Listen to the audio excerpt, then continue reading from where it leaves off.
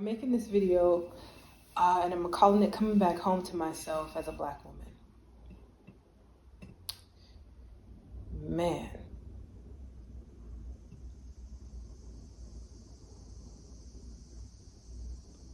This is a really emotional one for me. Because I feel like there has been so much escape or so much trying to escape.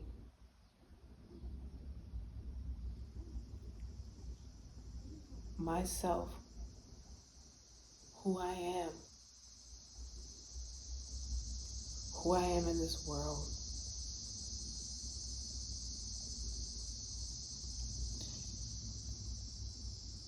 And some people, you might say like, why is it coming back home to yourself as a Black woman?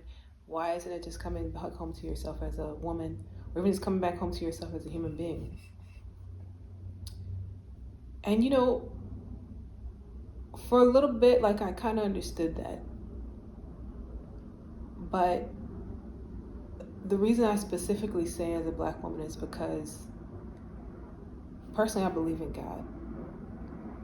And God made me as a Black woman, which means God's intention for me was to experience this world and this life as a Black woman.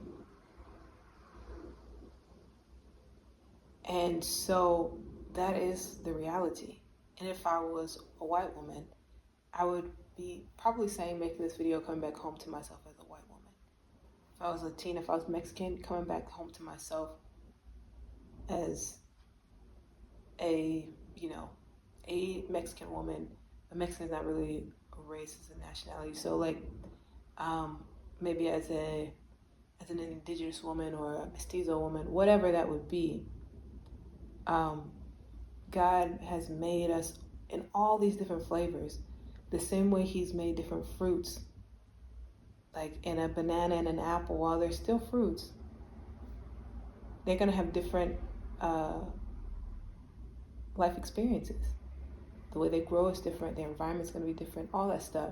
So to not acknowledge apple for banana, that doesn't do anyone any favors. So I believe God made me a Black woman for a reason. And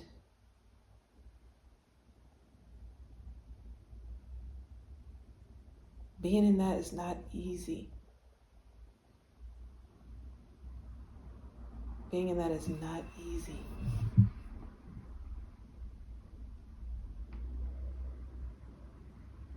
It's not easy when you're trying to go along with the world. Because what can easily happen so often is that, or I have felt that it has been swimming upstream, like against the tide. And I know the deepest part of me just wants to float and let the tide take me.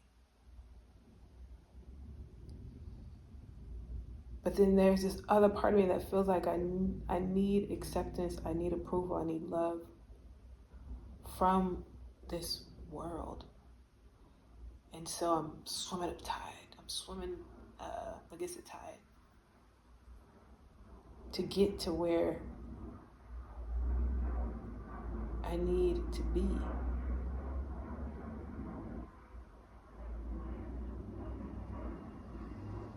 Or where I want to be, to feel what I want to feel. And I honestly don't think that's something I can ever feel. I don't think it's something I will ever feel. I don't know if it's something that any of us will ever feel, but I think the coming back home to myself part is finally just I'm learning to float. I'm just learning to float and let go and let it just take me wherever it needs to go. I can't fight. I can't hold anything.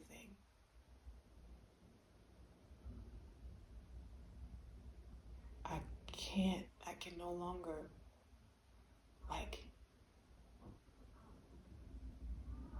deny parts of myself or trade parts of myself for love, for acceptance, for approval.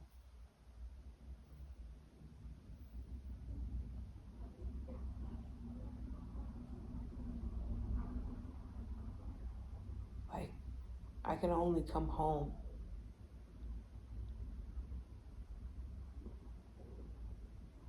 And I'm coming home. I'm coming home to myself as a Black woman. That's very specific.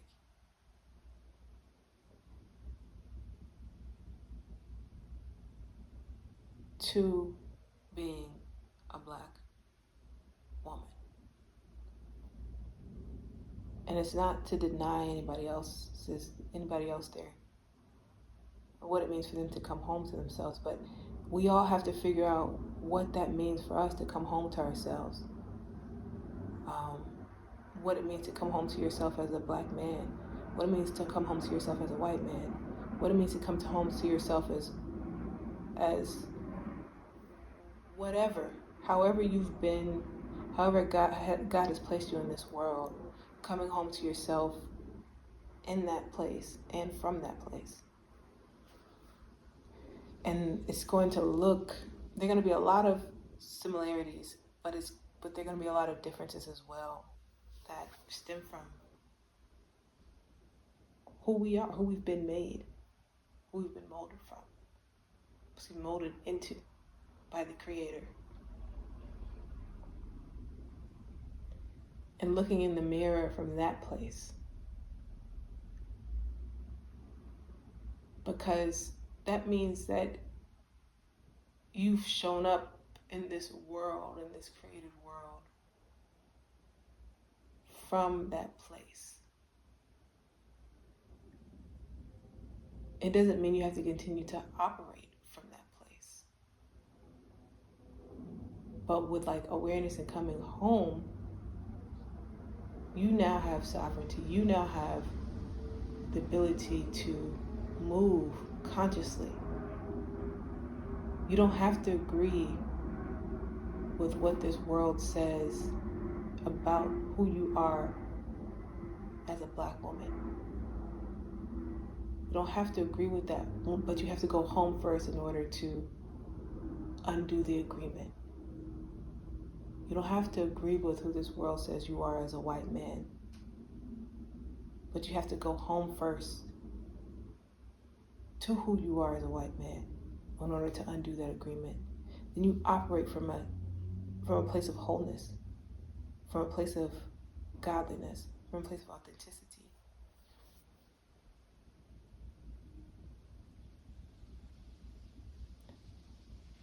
I feel like it's a really painful journey going home. There's a lot of grief, a lot of mourning, a lot of reflection, a lot of detours sometimes, a lot of resistance. But I do think it's the most worthy journey any of us can take in this world. And not only the most worthy journey, I believe it's the journey that we're all here for. And it doesn't matter if you're 25 or 75 when you take that journey home.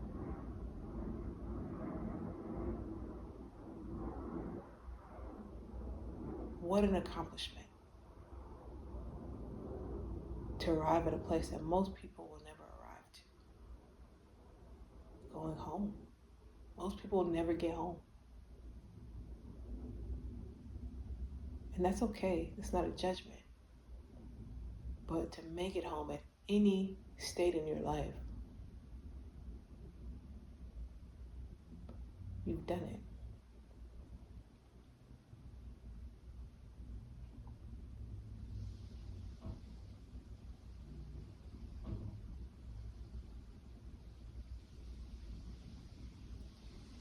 It just popped into my head that there's two journey homes.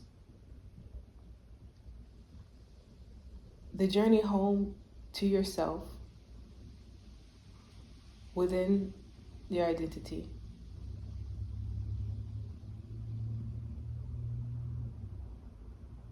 And from that place, you can truly start to set up the journey home. And that journey home is death. And that's not in a morbid sense. We are all dying. Everybody is going home. Everybody is going to that place. But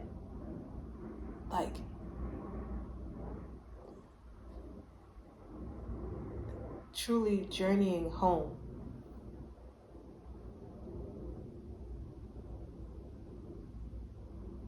living from that place of authenticity and wholeness, setting up your life from that place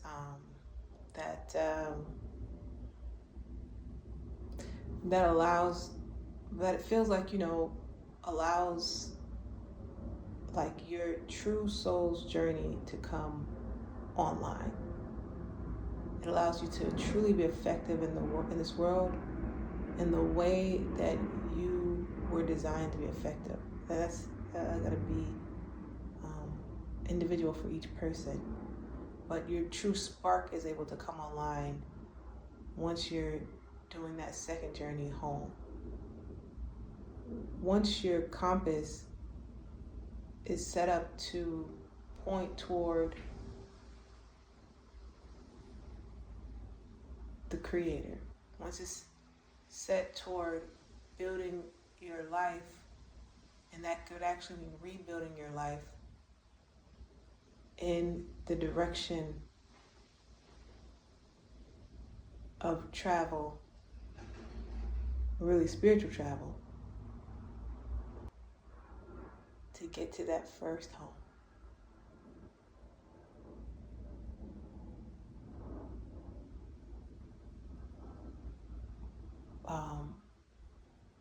So that you're reoriented so that your life is reoriented toward the fact that you are heading to that second home. I don't even know how to explain it better than that, because in my mind there's a full picture. It makes perfect sense, but we can even just leave the second home out of it.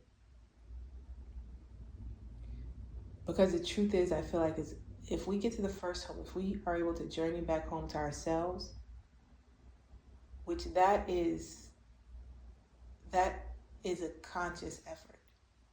It takes a conscious level of awareness. You have to actually do that, be that. It's not just, you really have to go home. I think once you go home, the second home part is a given. You just are already going to be oriented. There's nothing more to do but be. But you can't be until you go home. So anyway, those are my thoughts. That's what I'm thinking. Coming home to myself as a Black woman.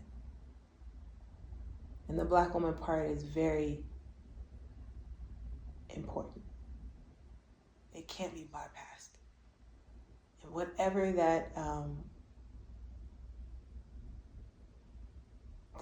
descriptor for you is, the identity part for you is, it can't be bypassed. It's a very important piece to coming home to yourself.